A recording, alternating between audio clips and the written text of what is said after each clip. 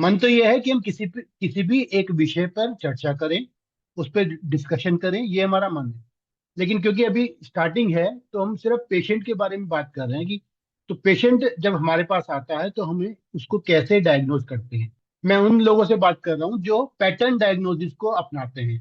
एक तो clinical acupuncture होता है और एक होता है पैटर्न डायग्नोसिस। तो हम यहाँ पर पैटर्न डायग्नोसिस की बात करेंगे कि हम कैसे उसको ट्रीट करते हैं। जैसे कोई मेरे पास पेशेंट आया, जैसे ही वो आता है तो हमें उसका स्टेप बाय स्टेप उसको जो है उसका रिकॉर्डिंग करनी है कि क्या हमें उसको क्या डायग्नोज कैसे करना है। तो पहले हम क्या करेंगे, जो भी वो कंप्लेन बताएगा पेशेंट, हम उसकी कंप्लेन को रिकॉर्ड करेंगे अपने पास, यानी कि लिखेंगे अपने पास। जब हमने उसकी सारी कंप्लेन लिख ली, जैसे उसने बताया कि मेरे को बैक पेन है, मेरे को सर्वाइकल है, या जो भी उसने बताया, मुझे ईचिंग ज्यादा होती है या मुझे ब्लीडिंग ज्यादा होती है या कोई इस तरह का जो भी आपने कंप्लेन उसने बताई, वो सब आपने लिखनी है। उसके बाद पेशेंट की कंप्लेन लिखने के बाद उसके सिम्टम देखने हैं हमें कि वो जैसे सिम्टम में हम क्या मेन चीज देखते हैं वो अभी मैं आपको बता रहा हूँ। उसके हमें सिम्टम लिखने हैं और सिम्टम जब डिटेल में लिखेंगे तो वहीं से आपका पैटर्न डायग्नोसिस होगा। उसके बाद आपने जो वो पेशेंट अपनी रिपोर्ट्स लेके आता है, जैसे पैथोलॉजिकल रिपोर्ट्स है, एक्सरे है, अल्ट्रासाउंड है, एमआरआई है, कोई भी रिपोर्ट है उसको या तो आप व्हाट्सएप पे पहले मंगा लो उसको और उसको स्टडी कर लो। नहीं तो पेशेंट जब आपके पास है, जब आया है रिपोर्ट लेके, तो उसको थोड़ा वहां पर स्टडी कर लीजिए। अब आपने क्या करना है, नेक्स्ट स्टेप जो है कि आपको जो कुछ एसेंशियल डिटेल्स हैं वो आपने कलेक्ट करनी है। जैसे मैं एग्जांपल देके बताता हूँ कि आप पूछेंगे पहले कि जैसे भूख कैसी लगती है, यानी कि एपेटाइट कैसा है। तो भूख कैसी है, ज्यादा हो सकती है, कम हो सकती है, या ऐसा हो सकता है बिल्कुल नहीं हो सकती। पेशेंट आपसे जब बात करेगा तो वो आपसे सिर्फ इतना कहने की कोशिश करेगा, नहीं मेरे को ये सब चीज ठीक है। लेकिन आपने उससे थोड़ा और डिस्कशन करने से उसके मन की अंदर की बात निकालनी है। तो वो फिर बताएगा एक आध बार के बाद में कि उसको थोड़ा कम लगती है भूख, मतलब सुबह लगती है, शाम को नहीं लगती, जो भी कुछ डिटेल अपनी वो बताएगा जरूर। प्यास के बारे में उससे पूछना है, उसकी थर्स्ट कैसी है, पानी ज्यादा पीता है, कम पीता है, ठंडा पानी पसंद है, या वो गर्म पानी पीना पसंद करता है। गर्म पानी में हम बोल सकते हैं चाय या कॉफी भी बात कर सकते हैं। वो ज्यादा पीता है, इसके बारे में हमें अपने पास नोट डाउन करना। उसका स्टूल कैसा है, यानी कि मोशन उसका कैसा है, नॉर्मल है, कॉन्स्टिपेशन है, या लूज स्टूल होता है। या कभी कभी ऐसा आता है, कभी कॉन्स्टिपेशन होता है, कभी लूज स्टूल होता है। तो ये भी आपने पेशेंट से पूछना। यूरिनेशन, बार बार यूरिन जाता है, रात को उठकर कितनी बार यूरिन करता है, पेशाब में यानी कि यूरिन में जलन है, बर्निंग है या नहीं है, ये भी आपने नोट डाउन करना। स्लीप पैटर्न के बारे में देखना है कि उसको नींद पूरी होती है, नींद डिस्टर्ब है, या उसको नींद कम आती है, यानी कि इंसोम्निया है। उसके बाद हमें स्वेटिंग के बारे में भी मालूम करना है, पसीना आता है, आता है तो ज्यादा आता है या कम आता है, बिल्कुल नहीं आता है, या कोई समय है, यानी कि रात के समय पसीना आता है या दिन के समय पसीना आता है। इसको भी हमें अपने पास नोट डाउन करना है। अगर पेशेंट फीमेल है तो हमें मेंस्ट्रुअल साइकिल के बारे में बात करनी है, या इरेगुलर मेंसेस है, पेन है मेंसेस के समय, और पेन है तो कब है, यानी कि पेन जब मेंसेस स्टार्ट होने वाली है उस समय से पहले पेन हो जाता है, या जब मेंसेस स्टार्ट हो जाती है उसके ड्यूरिंग में पेन ज्यादा होता है, या जब मेंसेस खत्म हो जाती है उसके बाद पेन होता है। तो ये भी आपने नोट डाउन करना है। क्लॉटिंग होती है क्या, या हैवी ब्लीडिंग होती है। तो ये सब जब आपने नोट डाउन कर लिया तो ये डिटेल हमें डायग्नोज करने में मदद करती है। अब मैं कुछ एग्जांपल जैसे आपको दे दूं, जैसे एपेटाइट है, हम एपेटाइट की बात कर रहे हैं, भूख लगी है, तो अगर एक्सिस हंगर होगी तो हम पैटर्न पे जाएंगे तो वहां पर स्टोमक हीट हमारा हो सकता है। मतलब मैं ये सिर्फ ये टोटल बिल्कुल यहाँ पे 100% नहीं लिखा है, लेकिन हम बात कर रहे हैं कि एग्जाम्पल देने की मैं कोशिश कर रहा हूँ। अगर लो एपेटाइट है, भूख कम लगती है, तो आपको स्प्लीन की डेफिशिएंसी हो सकता है। अगर एक्सिस थर्स्ट है और कोल्ड वाटर पीने का मन करता है तो ये स्टोमक हीट हो सकता है। अगर प्यास नहीं है तो ये कोल्डनेस सिंड्रोम हो सकता है आपको, कि शरीर में आपको कोल्डनेस बढ़ी हुई। स्टूल में अगर कॉन्स्टिपेशन है तो ये हीट की वजह से भी हो सकता है और यिन डेफिशिएंसी की वजह से भी हो सकता है। और अगर स्टूल जो है आपका लूज है तो ये स्प्लीन की डेफिशिएंसी या आपके शरीर में डैम्पनेस बढ़ी है उसकी वजह से आपको ये हो सकता है। यूरिनेशन है, अगर फ्रीक्वेंट यूरिनेशन है तो किडनी की डेफिशिएंसी हो सकता है। मगर किडनी की डेफिशिएंसी में हमारा ड्रिबलिंग आफ्टर यूरिनेशन होता है। और यहाँ पर अगर हम बात करें किडनी यांग डेफिशिएंसी में भी एक्सिस ऑफ यूरिनेशन होता है, लेकिन उसमें क्वांटिटी ज्यादा होती है यूरिन की। और किडनी की डेफिशिएंसी में क्वांटिटी ज्यादा नहीं होती है, लेकिन यूरिन बार बार जाना पड़ता है और बाद में बूंद बूंद करके यूरिन। तो ये सिम्टम से भी हम पहचानते हैं, फिर हम सही पैटर्न अगर हम उसको पेशेंट को देते हैं तो उसको जल्दी रिजल्ट मिलते हैं। जैसे स्लीप पैटर्न की हम बात करें, इंसोमिनिया है, रेस्टलेसनेस है, ये हार्ट पैब्लेजिंग में भी होता है, लिवर यांग राइजिंग में भी होता है, लिवर हीट में भी ऐसा होता है। और अगर ज्यादा नींद आ रही है तो ये डैम्पनेस, अगर आपके शरीर में डैम्पनेस ज्यादा हो तो उसकी वजह से आपको ज्यादा नींद आती है, या स्प्लीन की डेफिशिएंसी जब होती है तो तब भी आपको ज्यादा नींद आती है, या खाना खाने के बाद नींद आती है, ऐसा भी बोल सकते हैं। पसीने में अगर आपको नाइट में स्वेटिंग होती है तो ये यीन डेफिशिएंसी हो सकता है। अगर आपको स्पॉन्टेनियस स्वेटिंग होती है तो ये की डेफिशिएंसी होता है। अगर आपको पसीना नहीं आता है तो वो यांग डेफिशिएंसी होता है। ऐसे ही मेंस्ट्रुअल साइकिल में अगर किसी को इरेगुलर पीरियड है तो यहाँ पर हम लीवर की स्टेग्नेशन का ट्रीटमेंट करते हैं। अगर पेनफुल पीरियड है तो यहाँ पर लीवर ब्लड स्टेसिस का ट्रीटमेंट करते हैं। अगर हैवी ब्लीडिंग है तो हम स्प्लीन की डेफिशिएंसी का ट्रीटमेंट करते हैं, या हीट इन ब्लड का ट्रीटमेंट करते हैं। तो ये मैंने कुछ एग्जाम्पल बताए आपको कि हम कैसे, जब हम बिल्कुल अपनी बात सारी पूछेंगे पेशेंट से तो आपको पता लग जाएगा कि हमें किस पैटर्न पे जाना है। तो इस पैटर्न को लेके ही हम जो है पेशेंट का डिस्कशन करें, है ना। और फिर बाद में अगर जब ये पैटर्न आपका डायग्नोज होता है और यहाँ पर कोई कंफ्यूजन आता है तो यहाँ पर हम टंग को डायग्नोज करते हैं, टंग देखते हैं। और टंग देखने से, जैसे हीट है, हीट की टंग थोड़ी रेड होती है, डेफिशिएंसी की टंग है, उसकी टंग थोड़ी डल होती है, तो ऐसे करके टंग डायग्नोसिस करके अपने उस पैटर्न को कंफर्म कर। जी कमल नागपाल जी आप हैं? हाँ जी सर। और हाँ, कपिल जी बताइए, अपने बारे में थोड़ा बताइए, क्योंकि रिपोर्ट मैंने आपकी सारी यहाँ पे लिखी है। क्या हुआ था? मेरे को सर जी वीकनेस हो रही थी काफी टाइम से। जी। और वीकनेस होते मूवमेंट में दिक्कत आती थी, चलने में दिक्कत आती थी। जी। और धीरे धीरे होते होते मैं गिरा एक दो बार। और लास्ट हाँ। मेरे को दिक्कत आई, मेरा एक्सीडेंट हुआ और मेरे पैर में फ्रैक्चर हुआ। तो मैं 1.5 महीने तक फ्रैक्चर के साथ था, बेड पे था। तो उसके बाद मेरे बॉडी बिल्कुल काम करना बंद कर गई। मतलब कि इतनी ओके। वीकनेस हो गई, मैं खड़ा भी नहीं हो पाता था। सर एक्सीडेंट जो हुआ था वो क्या हेड इंजरी हुई या गर्दन पे कोई एक्सीडेंट हुआ आपका? हाँ, नेक में भी लगी थी, लोअर बैक में भी, और फुट में भी, राइट फुट में भी फ्रैक्चर हुआ था। ये आपका रिपोर्ट है ना, ये आपकी रिपोर्ट है जिसमें लिखा है सर्वाइकल स्पॉन्डिलोसिस 3। इसमें आपका है, मगर जो मेन जो मुझे दिखाई दे रहा है लास्ट में, focal atrophy on the spinal cord at C5 C6 level with intramedullary hyper intensive suggestive of focal myelomalacia. तो आपकी जो सी, ये जो लिखा है हम्म, C5 और C6 पे, ये माइलोमलेशिया लिखा है। माइलोमलेशिया में ऐसा होता है कि जो स्पाइनल कॉर्ड होती है वहां पर ब्लड का सर्कुलेशन किसी वजह से पहुंच नहीं पा रहा है उस एरिया में, उस एरिया में। तो वो जो आपके वहां पे सॉफ्टनिंग हो जाती है, सॉफ्ट सॉफ्ट हो जाती है वो एरिया। जब वो एरिया सॉफ्ट हो जाता है तो आपको उस एरिया से कमांड नीचे का खत्म हो जाता है। खत्म से मतलब कम हो जाता है। तो आप यही बता रहे थे कि आपको कम हो वीकनेस है, जाती है। तो हाँ कम हो जाता है। तो हाँ, अच्छा बैलेंस नहीं बनता ना। हाँ बैलेंस नहीं बनता है। ये आपको हम्म, सर्वाइकल में प्रॉब्लम थी, वैसे तो सारे में ऑस्टियोफाइट्स लिखे हैं आपके, लेकिन मेन माइलोमेलेशिया जो है हाँ ये जी। आपका जो है इंडिकेशन थोड़ा प्रॉब्लम करता है। अच्छा ये होता तो मोस्टली एक्सीडेंट से ही है, ये आप बता रहे एक्सीडेंट बाद ठीक में है। हुआ, चलना पहले बंद हो गया? चलना मेरे को दिक्कत क्या हुई थी कि मैं उस टाइम 18 या 19 की बात है, तो मेरे पेट में जी। दिक्कत हुई थी। जी। तो उस टाइम हम थे, मैं था इलाहाबाद अपने एसपस अच्छा। कैंपस में। जी।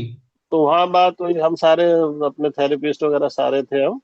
तो कहते हम्म। ह्यूमिड हीट का अटैक हुआ होगा, तो इस वजह से हुआ। ठीक है। तो ह्यूमिड हीट होने की वजह से, जैसे वहाँ साथ में गंगा जी है कुछ, है ना। तो हम्म। वहां से आने के बाद में प्रॉब्लम में ये हुआ कि डे बाय डे मेरे को वीकनेस आना स्टार्ट हुई। और उसके बाद जब मैं, वीकनेस होती गई तो ये तो एक जन सी बात थी, कुछ भी वो वीकनेस है तो चलो खाना पीना हुआ या मेडिसिन हुआ या मल्टीविटामिन, ये वो करते करते। लेकिन मेरा जो एक्सीडेंट हुआ, 3 एक्सीडेंट हुआ, लास्ट एक्सीडेंट जब हुआ मेरा एक ही साल में, 6 7 महीने में, हम्म। लास्ट एक्सीडेंट के बाद जब मेरे फ्रैक्चर हुआ पैर में, उसके बाद मेरे को सबसे ज्यादा दिक्कत हुई। तो वीकनेस हो गई, पूरी मसल वीक हो गए, मेरा बॉडी वेट भी कम हुआ। और इतना था कि सिर्फ बोन बोन ही हो गई थी, मसल वेस्ट हो गया था पूरा ही। चलो अब आपकी रिपोर्ट्स पे आते हैं, है ना। रिपोर्ट मैंने हम्म, लिखी है यहाँ पर। जैसे आपका जो हाँ जी। ये इसमें थोड़ा एल्बुमिन जा रहा है, आपका माइक्रो एल्बुमिन जा रहा है यूरिन में, जो कि फाइव हाँ, ट्वेंटी टू है, माइक्रो काफी एल्बम। काफी ज्यादा जा रहा है ना। तो ये क्या है, माइक्रो एल्बुमिन कभी भी जब यूरिन में जाता है तो हम यहाँ पर किडनी की डेफिशिएंसी का ट्रीटमेंट करते हैं, है ना।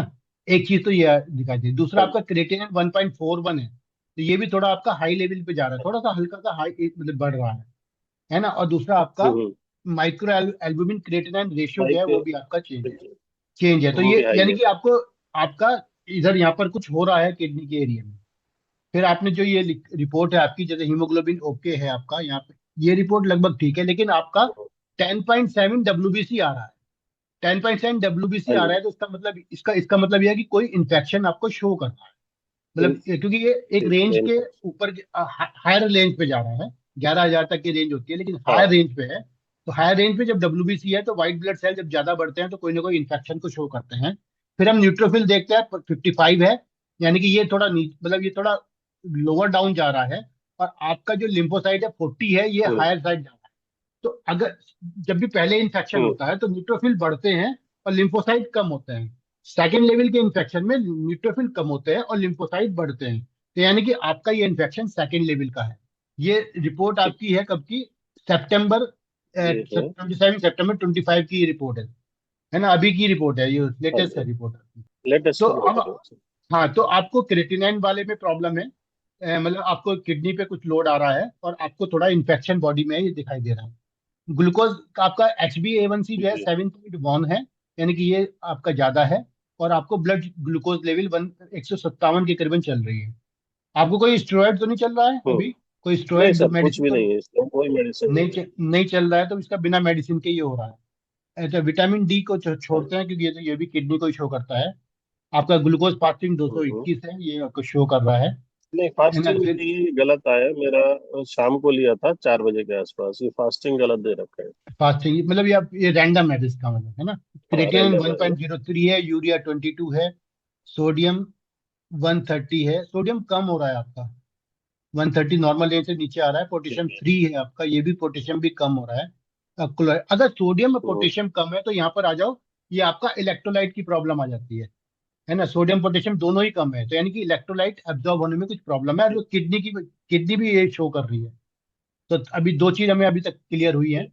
तीसरा हम आगे चलते हैं। हम्म। लीवर फंक्शन टेस्ट में आपका अल्कलाइन फॉस्फेट 172 है। आपका जो एसजीपीटी जो हम्म। है वो 31 है। और एसजीओटी 37 है। एसजीओटी थोड़ा बढ़ रहा है। जब एसजीओटी थोड़ा बढ़ता है और एसजीपीटी सही है, तो एसजीओटी का मतलब ये होता है थोड़ा कोई भी हार्ट एरिया में लोड आता है, तब ये एसजीओटी बढ़ता है। मैंने यानी कि जब एसजीओटी बढ़ता है तो हार्ट पे लोड आता है। तो इन दोनों को रिलेट करते हैं, तो एक चीज ये भी आपको माइंड में रखनी है। आगे चलते हैं। हाँ जी। लिपिड प्रोफाइल आपका 256 है। आपका एचडीएल कम हो रहा है नॉर्मल रेंज से, यानी कि आपका जो हम्म। अच्छा कोलेस्ट्रॉल है वो कम हो रहा है। और आपको एलडीएल ज्यादा हो रहा है, वीएलडीएल भी ज्यादा हो रहा है। तो यानी कि आपके जो नर्व्स, जो जो भी कैपिलरीज है, वहां तक आपको प्रॉब्लम है, यानी कि कुछ ना कुछ सर्कुलेशन में प्रॉब्लम है। ये सब सर्कुलेशन को शो कर रहा है। कोलेस्ट्रॉल बढ़ा हुआ है, ठीक एचडीएल है। कम हो रहा है, ये आपको कोलेस्ट्रॉल, ये आपको बता रहा है कि आपको जो कैपिलरीज हैं वहां तक आपको कुछ प्रॉब्लम हो रही है, यानी कि ब्लड सर्कुलेशन की प्रॉब्लम है। कैल्शियम 8.9, इसको कोई प्रॉब्लम नहीं है। थायराइड आपका नो ओके है। सी रिएक्टिव प्रोटीन 19.47 है। ये शो करता है कि हम्म। आपको कोई एक्यूट लेवल का इन्फ्लेमेशन है। सर यहाँ पर जो आपका रिपोर्ट है, इसमें आपको यूरिन में थोड़ा ये 4 to 5 पस सेल आ रहे हैं, है ना। और 1 to 2 रेड ब्लड सेल भी आ रहे ठीक हैं, तो है। यहाँ पे इन्फेक्शन शो कर रहा है सर। आरबीसी भी आ रहे हैं ना, ब्लड भी आ रहा है इसमें। हम्म। तो अब यूरिन में हाँ, ब्लड है, आरबीसी तो। किडनी पे लोड है। हाँ जी। यूरिन में ब्लड है, किडनी पे लोड है ना। अब मुझे ये बताओ कि मोशन की क्या स्थिति है? मोशन मेरे को आता है, लेकिन टाइम नहीं है कोई भी, कभी भी होगा, सुबह शाम को रात को, या दिन में 2 बार भी होगा, तो इस टाइप हम्म। से है। सर तो फिर और एक्चुअली क्या है मोशन ना, सॉलिड आता है। तो आपकी टंग की पिक्चर इसमें नहीं मेरे पास है, लेकिन फिर भी मुझे ऐसा लग रहा है आपको ह्यूमिडिटी लार्ज इंटेस्टाइन और ह्यूमिडिटी यूरिनरी ब्लैडर का पहला ट्रीटमेंट आपने करना है। मुझे इन्फेक्शन वहीं पे लग रहा है। इन्फेक्शन मुझे ह्यूमिडिटी इन लार्ज इंटेस्टाइन और ह्यूमिडिटी इन यूरिनरी ब्लैडर में दिखाई दे रहा है इस रिपोर्ट के हिसाब से। ठीक है। तो मैं ये चाहूंगा कि आप ये ट्रीटमेंट पहला ट्रीटमेंट करें, क्योंकि हम हमारा सबसे पहला काम इस रिपोर्ट से इन्फेक्शन को कम करना है ना सर। ठीक। हाँ तो जी, हाँ जी। पहला treatment humidity in large intestine और ह्यूमिडिटी इन यूरिनरी ब्लैडर का आप ट्रीटमेंट करें। कोई डिस्कशन का आप कुछ पूछना चाहते हैं तो पूछ सकते हैं मेरे से, कुछ और मैं पूछना अभी चाहते लगा हैं? रहा हूँ humid heat. Humidity in large intestine और humidity in urinary bladder. Infection मुझे यूरिन में हाँ। दिखाई दे रहा है ना। और सीआरपी भी बढ़ हाँ, रहा मैं है, तो इसको सीआरपी रिपोर्ट आने के बाद मैं ये लगा रहा हूँ, ह्यूमिड हीट यूवी और एलआई। अच्छा, ये लगा रहे हैं, आप लगा रहे और हैं? हाँ जी, हाँ जी। ओके। तो उससे क्या फायदा हुआ, क्या कितने दिन लगाया आपने? अभी ये 3 दिन हो गए जब से रिपोर्ट मिली है ना मेरे को, तो अब से अच्छा, मैं तीन तीन दिन से लगा रहा हूँ। तो क्या कुछ हुआ, कुछ यूरिन का फ्लो अच्छा हुआ, यूरिन में हाँ जी। स्मेल कम हुई, यूरिन का फ्लो अच्छा हुआ। जी। और जो यूरिन में झाग सी आती थी, वो हाँ, थोड़ी कम हुई। वो कम हुई है, ओके। बिल्कुल सही चले हैं आप, आपने भी डायग्नोज बिल्कुल सही किया, यही आपने ट्रीटमेंट करना है। पहले हमारा काम इन्फेक्शन हम्म, है, इन्फेक्शन क्योंकि एक्यूट है, अब है ना, तो इसको पहले हम हम्म, कम करते हैं, है ना। फिर अच्छा, इससे इलेक्ट्रोलाइट, क्योंकि हम लार्ज इंटेस्टाइन ह्यूमिडिटी का ट्रीटमेंट कर रहे हैं, तो इलेक्ट्रोलाइट जो कम हो रहे हैं ना, जैसे सोडियम और पोटेशियम, वो भी यहाँ पर ठीक हो जाएंगे आपके, हाँ जी। क्योंकि है ना, सर उसमें जी, भी मैं इससे। अभी, जी। 2 दिन पहले मैं सोच रहा था हाँ, कि मैं इस ट्रीटमेंट के साथ साथ इलेक्ट्रॉल लेना स्टार्ट कर दूं ना। ले सकते हो, बिल्कुल बिल्कुल ले सकते हो, क्योंकि आपका कम हो रहा है तो आपको इलेक्ट्रॉल सूट करेगा। हाँ जी। और कोई ये मैंने आपका ले लिया रिपोर्ट, मैंने आपकी पूरी इसमें लिया था। ये आपका मैंने एमआरआई का हम्म, रिपोर्ट भी लिया था, तो क्लियर हो गया। हम्म। अच्छा, इस पेशेंट पे कोई दूसरा कोई डिस्कशन, कोई क्वेश्चन करना चाहता है? हम्म। क्रिएटिन क्यों सर बढ़ता है? मैंने मेरे दो क्वेश्चन है। हाँ। क्रिएटिन और इनका क्रिएटिन बढ़ा हुआ है और हम्म। बैड कोलेस्ट्रॉल बढ़ा हुआ है, तो उसका रीजन हाँ, क्या हो सकता है? देखो, क्रेटिनाइन क्यों बढ़ता है, क्रेटिन का कारण ये है कि हमारी किडनी पर जो नेफ्रॉन है, वहां पर कोई ना कोई ऐसी चीज जा रही है जिससे कि नेफ्रॉन बंद हो रहे हैं, ये छलनी होती है ना, तो फिर आपका हाँ। ब्लड के अंदर इम्प्योरिटी रहनी शुरू हो जाती है। तो वो क्यों बंद हो रहे हैं, नेफ्रॉन आपके क्यों बंद हो रहे हैं, उसका एक तो कारण हो गया इन्फेक्शन हो गया बॉडी में, है ना, यूरिन में इन्फेक्शन हो गया, किडनी में इन्फेक्शन चला गया, उसकी वजह से ये नेफ्रॉन बंद हो सकते हैं। दूसरा, आपका फूड ऐसा है जो आपका, आप कुछ हैवी फूड इस तरह के लेते हो जो कि आपका डाइजेस्ट पूरा नहीं होता है, और वो ब्लड में जो है आपके इम्प्योरिटीज ज्यादा होती है, उसकी वजह से ये आपका नेफ्रॉन बंद हो जाते हैं। तो यहाँ पर हम दो तरह के, यानी कि डाइजेशन को ठीक करके और, है ना, और इन्फेक्शन को कम करके यहाँ पर ट्रीटमेंट करते हैं। एक तो ये। दूसरा आपका क्वेश्चन है कोलेस्ट्रॉल क्यों हुआ, कोलेस्ट्रॉल आपका क्यों एचडीएल कम हो गया, और क्यों आपका ये एलडीएल और वीएलडीएल आपका क्यों बढ़ गया, इसका ये कारण क्यों का है। वो भी आपका डाइजेशन से रिलेट करता है। अगर आपका डाइजेशन प्रॉपर नहीं है, यानी कि आपका स्मॉल इंटेस्टाइन में पूरा एब्जॉर्प्शन नहीं हो रहा है, तो आपका बैड कोलेस्ट्रॉल बढ़ना शुरू हो जाएगा। हम ह्यूमिडिटी बोलते हैं, जैसे ह्यूमिडिटी एक्सिस हो गई, और हम इसमें कोई ना कोई ह्यूमिडिटी का हम ट्रीटमेंट करेंगे। तो अभी तो पहले हम लार्ज इंटेस्टाइन ह्यूमिडिट, और हमने अभी इनको यूबी ह्यूमिडिट का ट्रीटमेंट दिया, लेकिन जरूरी नहीं है कि इससे कोलेस्ट्रॉल सही हो जाए। फिर बाद में हम लीवर ह्यूमिडिट पे आ सकते हैं, मतलब कहीं और दोबारा आना पड़ेगा। लेकिन अभी क्योंकि इन्फेक्शन हमने देखा था, तो पहले हम किडनी पे लोड कम करते हैं और ये ट्रीटमेंट शुरू किया। कोई और क्वेश्चन है किसी का? मैं समझाने की कोशिश करूंगा कि जो जो भी आपका कोई क्वेश्चन आएगा तो। सर जी, जी। सर, जैसे हमने एलआई ह्यूमिड हीट का ट्रीटमेंट लिया, तो जी। वो हम कैसे देखेंगे? सीआरपी को दोबारा टेस्ट कराएंगे 10-15 नहीं दिन बाद, या नहीं वैसे नहीं नहीं ही नहीं, नॉर्मली? यूरिन यूरिन यूरिन, ये अभी सिर्फ रूटीन यूरिन ठीक। दोबारा से कराना, ये कम हो गया आपका, क्योंकि सिम्टम से तो आपको अच्छा हम्म, लगेगा, मतलब यूरिन आपका फ्रीक्वेंसी बढ़ ठीक है। जाएगी, यूरिन में स्पेल कम हो जाएगी, ये तो हो गया। लेकिन अभी यूरिन का आप कराओगे तो ये आपका जो डब्ल्यूबीसी, ये जो रेड ब्लड सेल जा रहे थे और पस सेल जो है, ये आपके कम होना चाहिए। हम्म। पहले तो जी, नहीं, आपने सीआर, स्मेल बोला ना। हाँ स्मेल, हाँ, मेरे को स्वेट में भी काफी स्मेल आ रही थी, बहुत वो भी ज्यादा, कम हो बहुत जाएगी। गंदी वो भी स्मेल आती थी। वो भी इसी से कम होगी, वो भी लार्ज इंटेस्टाइन ह्यूमिडिटी होता है। हाँ, वो लार्ज इंटेस्टाइन इसीलिए मैंने लिया। मेरे को बहुत फाउल स्मेल आती है स्वेट से। तो हम्म। और रिपोर्ट भी देखी तो मैं इन दोनों को चूज करा, और ये सोचा बिल्कुल। कि अब कितने दिन लगाऊंगा और इसके बाद मैं आगे क्या करूंगा। तो इसलिए मैं आपसे डिस्कस करूंगा इसके लिए। सर, इसके एक तो ये एमआरआई रिपोर्ट का थोड़ा आप एनालिसिस करेंगे या समझाएंगे इसमें? और हाँ, कर दूसरा, सकता हूँ। ये जो बेड स्मेल आता है, पसीना, बेड ऑर्डर, जी। उसके लिए ह्यूमिडिटी इन लंग्स ज्यादा नहीं नहीं रिस्पॉन्सिबल है या? नहीं नहीं सर, ह्यूमिडिटी लंग्स नहीं आता है, ह्यूमिडिटी लार्ज इंटेस्टाइन आता है, क्योंकि जो भी बैड स्मेल जो आएगी वो इस इंटेस्टाइन से रिलेटेड होगी। वो हमेशा, क्योंकि वहीं पे आपका जो है स्टूल रहता है, जब ज्यादा समय तक स्टूल रहता है उसी की बैड स्मेल होती है। अब लंग्स जो है, लंग्स और लार्ज इंटेस्टाइन मिलकर ही आपका पसीना का निर्माण कर रहे हैं, एक तरह से आप ये मानो। तो पसीने में बैड हम्म, स्मेल जब आएगी तो हम ट्रीटमेंट लार्ज इंटेस्टाइन ह्यूमिडिटी का करेंगे। अगर आपको ओके।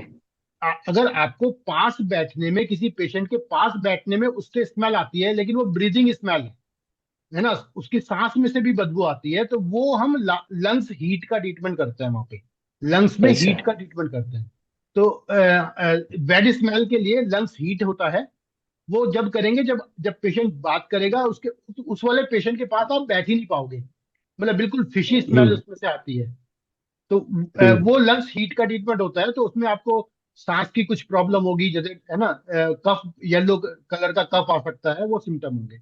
लेकिन यहाँ पर पसीने में बैड ओके। स्मेल का ट्रीटमेंट हम हमेशा लार्ज इंटेस्टाइन ह्यूमिड हीट से ही करेंगे। ओके जी, किसी और का कोई क्वेश्चन है? सर, आपका एमआरआई की बात थी कि ये एमआरआई की। एमआरआई रिपोर्ट का सर एक थोड़ा एमआरआई रिपोर्ट का इसमें एक्सप्लेन कर देते थे। जी सर, मैं बिल्कुल करता हूँ सर। हम इसका इम्प्रेशन पे जाते हैं, जो इन्होंने एमआरआई की जो बाद में जो इम्प्रेशन देता है, इस पे जाते हैं, हम डिटेल में नहीं पढ़ते हैं। एक तो इन्होंने लिखा है सर्वाइकल स्पॉन्डिलाइटिस सीन, इसको सर्वाइकल स्पॉन्डिलाइसिस है। एक लिखा है strengthening of the cervical spine with multilevel osteophytes. Osteophytes किसे कहते हैं? जब जब आपकी जो वर्टिब्राज होती है, उसके कहीं कौन उसके साइड से कुछ वहां पे बोन जैसा, स्पर जैसा निकल जाता है ना, उसको हम ऑस्टोफाइट्स बोलते हैं, और ये हमेशा कैल्शियम डेफिशिएंसी की वजह से होता है। और दूसरा इसमें लिखा है इन्होंने स्ट्रेंथनिंग। स्ट्रेंथनिंग उसे कहते हैं जैसे कि हमारा जो स्पाइन, जो सर्वाइकल स्पाइन है, उसका कर्व होता है जिसको लॉर्डियोटिक कर्व बोलते हैं, है ना। हम हमारा जो बॉडी है वो एस शेप में होती है, यानी कि जो आपका जो लॉर्डियोटिक कर्व है, वो आपके गर्दन में होता है और लंबर में होता है, और वो एस की शेप में होता है, ऊपर से हम एस बना, नीचे से हमारा मुड़ यस। जाता है ना। तो ऊपर की जब इस शेप में अगर आपको चेंज आता है, इस शेप में जब चेंज आता है, तो उसको स्ट्रेंथनिंग बोलते हैं। ठीक है सर। तो इनका लंबर लॉर्डियोटिक वो जो है, उसमें भी स्ट्रेंथनिंग हो रही है, यानी कि वो शेप चेंज कर रही है। ठीक है सर। मुझे पता है flavour hypertrophy at 5-6 C5 and C6 level affecting the CSF sleeves and identing bilateral C6 extending nerve root।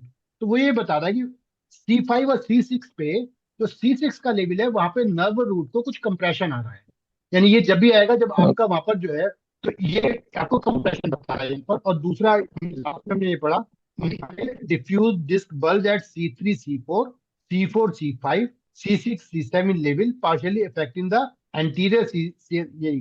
तो आगे भी बता रहा है कि इसमें भी इनको डिफ्यूज है, C3 C4 में, C4 C5 में, और C6 C7 में, यहाँ पर भी डिफ्यूज है, और यहाँ पर भी कंप्रेशन है। लेकिन जो इन्होंने मेन बात दिया है, एक तो C7 पे कंप्रेशन है, और एक C6 पे इनको कंप्रेशन है।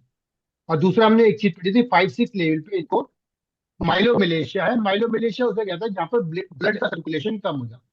तो मुझे क्या समझ में आ रहा है, मुझे ये समझ में आ रहा है कि इनका जो ऊपर का जो लेवल है सर्वाइकल लेवल में, इनको ब्लड का सर्कुलेशन में कोई प्रॉब्लम है, और फिर इनका कोलेस्ट्रॉल भी बढ़ा हुआ है, फिर इनका VLDL भी बढ़ा हुआ है, HDL कम हो रहा है। तो इनका निश्चित तौर पे, इनको यहाँ पर जो कैरोटिड आर्टरी है, जो भी आर्टरी हार्ट से ऊपर की तरफ जा रही है, वहां पर कुछ ना कुछ प्रॉब्लम है, जिसकी वजह से इनको ब्लड का सप्लाई ब्रेन की तरफ कम जा रहा है। तो ये मुझे ऐसा समझ में आ रहा है, तो हमें ट्रीटमेंट को ओके। यहाँ पर रखना है। मगर पहला ट्रीटमेंट हमने इनको, क्योंकि इन्फेक्शन हमारा पहला मार्क हुआ है, तो हम्म। इन्फेक्शन तो पहले खत्म करते हैं, एक फिर दूसरे एक लेवल पे हम दोबारा आएंगे सर, उस पर सारा ट्रीटमेंट एक साथ में। ठीक है ओके। सर, किसी और का कोई क्वेश्चन इस पेशेंट से संबंधित? सर मैं LDH का मैंने पूरा समझ में नहीं आया। LDH सिर्फ इस रिपोर्ट से ये पता लगा है कि इनका कोलेस्ट्रॉल लेवल जो है थोड़ा डिस्टर्ब है। हम उसको कैसे ठीक करेंगे, उसके लिए मैंने बताया कि आपको डाइजेशन प्रॉपर करना है, SI का ट्रीटमेंट होना चाहिए, स्प्लीन का ट्रीटमेंट होना चाहिए ना, ऐसे ट्रीटमेंट इनका होना चाहिए कोलेस्ट्रॉल सही करने के, डाइजेशन अच्छा। प्रॉपर होना चाहिए, ये मैंने बताया था। इससे रिलेटेड कोई क्वेश्चन कर सर सकते वो हैं, नहीं तो हम डेली। स्ट्रेटनिंग होता है वो बाद में कैसे ठीक करने का? सर स्ट्रेथनिंग, पहले तो हम यहाँ पे इस एरिया से एनर्जी को हम बैलेंस करेंगे। यहाँ पे तो ब्लड सर्कुलेशन की कमी दिखाई दे रही है, तो इस ब्लड सर्कुलेशन को पूरा करेंगे। फिर आप कह रहे स्ट्रेंथनिंग कैसे करेंगे, फिर वो लचक हमें लानी है दोबारा से, है ना, लचक लानी है, तो वो एक्सरसाइज से हम उसको कंप्लीट करेंगे। उस एरिया में पहले एनर्जी को हम बैलेंस कर देते हैं। हम अब हमारा काम यह है एनर्जी बैलेंस करने का, उसको हम कर देंगे। बाकी एक्सरसाइज से जो है उसमें थोड़ा लचक आ जाएगी, तो स्ट्रेंथनिंग ठीक हो सकती है। सर ये LDL और HDL तो SI का और स्प्लीन का ट्रीटमेंट करने से चीजें नॉर्मल हो जाएगी?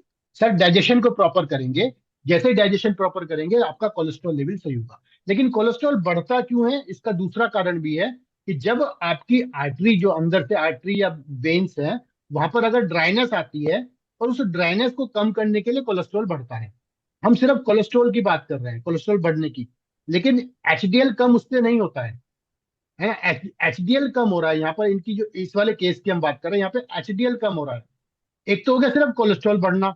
कोलेस्ट्रॉल बढ़ना तो यही बता रहा है कि आपको आर्टरी में ड्राइनेस आ रही है, तो आर्टरी की ड्राइनेस का हम ट्रीटमेंट करते हैं।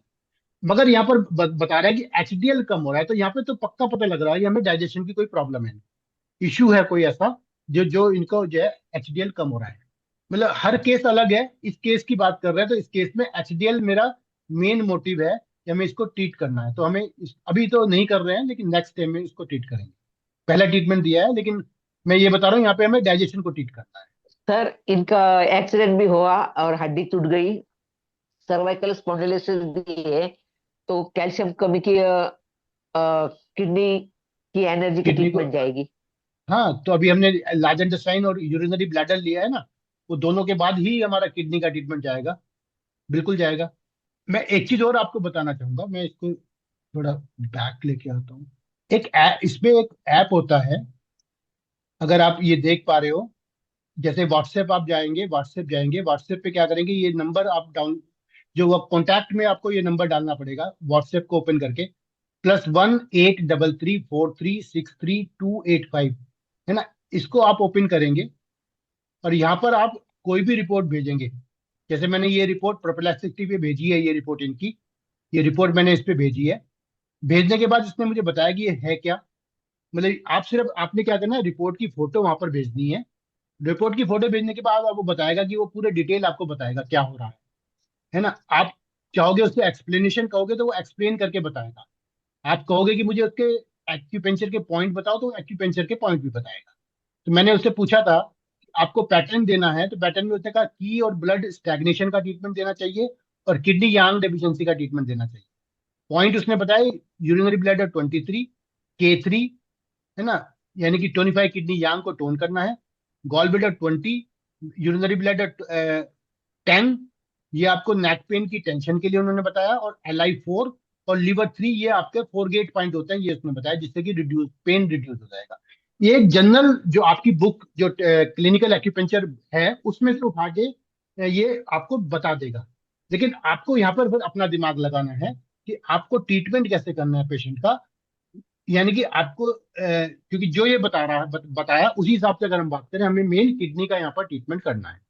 मैं इसलिए बता रहा हूँ कि आप अब कहीं पर भी जब जाए, ये ऐप अपने पास डाउनलोड कर ले। अगर लैपटॉप से यूज करें तो लैपटॉप पे ये आपके पास आ जाएगा, इसको आप इसका ऐप को बना लें, और फिर बनाने के बाद साइन करने के बाद इसको जो है आप कोई भी रिपोर्ट यहाँ पे डालेंगे, उससे जितनी डिटेल आप उससे पूछना चाहेंगे ना, वो सारी डिटेल आपको बताता चलेगा। तो समझ आ रहा है ऐप मैं का क्या कहूँ? नाम नाम क्या है? ऐप का नाम क्या है? अभी ये चल रहा है प्रोपेलेक्सिटी। प्रोपेलेक्सिटी पे जाएंगे, प्रोपेलेक्सिटी पे जाके आप उससे सब चीज, ये व्हाट्सएप पे आ सकता है, ये नंबर मैंने आपको लिख के भेज दूंगा, वो दे लें। और इससे मैं चाहता हूं कि सब लोग इक्विप्ड हो जाएं। रिपोर्ट जैसे है ना, रिपोर्ट को कैसे एनालाइज करना है वो आप अभी एआई टूल से समझ सकते हैं, है ना। क्योंकि अभी तक तो हम गूगल पे डाल डाल के देखते थे, लेकिन अभी आप अपनी रिपोर्ट को वहां पर डालकर उससे भी आप पूरा उससे एक्सप्लेनेशन ले सकते चलिए, अभी जैसे हम ये ट्रीटमेंट कर रहे हैं और स्लीप के हैं। लिए करना है, हार्ट ब्लड तो नहीं कर सकते अभी? कर सकते हैं सर, बिल्कुल कर सकते हैं, हार्ट ब्लड डेफिशिएंसी कर सकते हैं सर। कभी भी लार्जेंडरसाइन का ट्रीटमेंट करते हैं, है ना, तो उसके साथ हम हाँ जी। हार्ट का ट्रीटमेंट को जोड़ सकते हैं। और किडनी के लिए K3 और UB23 डाल सकते हैं नहीं अभी, कि वो भी सर स्ट्रेंथन हो जाए? नहीं नहीं, डाल सकते हैं सर। मतलब मैं पॉइंट ज्यादा नहीं बढ़ाना चाह रहा था, मैं सर चाहता पहले इन्फेक्शन खत्म हो जाए, इसलिए मैंने ज्यादा नहीं बताया। करने ठीक को तो आप किडनी यांग डेफिशिएंसी भी ऐड कर सकते हो, ऐसा कुछ नहीं है, लेकिन अभी ना करें, है। एक एक करके आप चलें तो ज्यादा बेटर हम्म, होगा। वो ठीक है, पॉइंट भी इसको ज्यादा हो जाएंगे हफ्ते 10 दिन बाद करता हूँ। हाँ, जितने पॉइंट ज्यादा बढ़ाओगे उतना डिस्टर्बेंस बढ़ता चला जाएगा। मतलब हीलिंग प्रोसेस कम होना शुरू हो जाता है, क्योंकि पॉइंट ज्यादा हो जाते हैं ना, तो वो आपका एनर्जी डिस्ट्रीब्यूट हो जाती है ज्यादा जगह। तो पॉइंट कम हाँ, से कम एनर्जी लेंगे, डिस्ट्रीब्यूट हो जाएगी। तो पॉइंट जितने कम से कम लेंगे उतना आपको बेनिफिट होगा।